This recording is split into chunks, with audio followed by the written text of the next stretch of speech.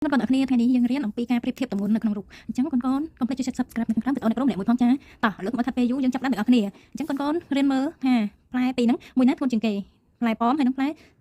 ស្ទ្រអ៊ីចាផ្លែស្ទ្រអ៊ីសំទោសឥឡូវផ្លែណាស្រាលជាងផ្លែណាធ្ងន់ជាងចំពោះផ្លែទាំងពីរនេះផ្លែប៉ោមគឺមានទម្ងន់ស្រាលជាងអញ្ចឹងផ្លែស្ទ្រអ៊ីគឺមានទម្ងន់ធ្ងន់ជាងចានេះគឺជាការប្រៀបធៀបរវាងទម្ងន់ផ្លែប៉ោមហើយនិងផ្លែស្ទ្រអ៊ីឥឡូវយើងចាប់ផ្ដើមចូលរូបថ្មីមួយទៀតនេះគឺជារូបថ្មី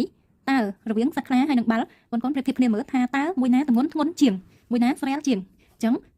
ធម្មតាគឺខ្លាធ្ងន់ជាងបាល់ហើយគឺធ្ងន់ជាងបាល់អញ្ចឹងខ្លាមានទម្ងន់ធ្ងន់ជាងហើយបាល់គឺមានទម្ងន់ស្រាលជាងចាឥឡូវយើងចូលរូបថ្មីមួយទៀតតោះនេះរូបថ្មីមួយទៀតរវាងកុមារទាំងពីរនាក់នេះមួយណាធ្ងន់ជាងមួយណាស្រាលជាង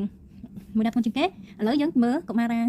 កុមារីអញ្ចឹងកុមារីខាងនេះបាសជាងខាងនេះអញ្ចឹងមានន័យថាខាងកុមារានេះធ្ងន់ជាងគេចំពោះកុមារីស្រាលជាងដោយសារតែទម្ងន់ឥឡូវចូលរូបមួយទៀត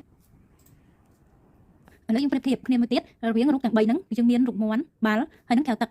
សំណួរសួរថាតើរូបទាំង3ហ្នឹងមួយណាស្រាលជាងគេយើងធម្មតាទេបាល់មាន់ធ្ងន់ជាងបាល់ហើយអញ្ចឹងបាល់គឺធ្ងន់ជាងកែវអញ្ចឹងកែវមានទម្ងន់ស្រាលជាងគេមានន័យថាជាងគេមកអស់អញ្ចឹងណាចាឥឡូវយើងចូលរូបមួយទៀត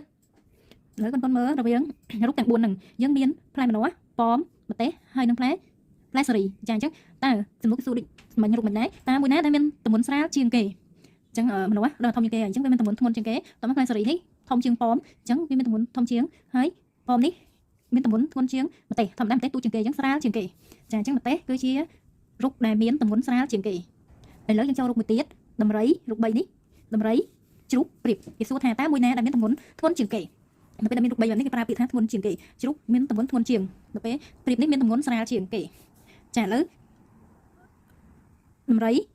ជ្រូកព្រាបកូនប្រៀបធៀបគ្នាមើលថាតើមួយណាដែលមានមាឌធំហើយធ្ងន់ជាងគេអញ្ចឹងធម្មតាព្រាបមានទូទេជ្រូកគឺទូជាងដំរីអញ្ចឹងដំរីដែលគឺមានទម្ងន់ធ្ងន់ជាងគេចាឥឡូវចូលដល់រូបមួយទៀត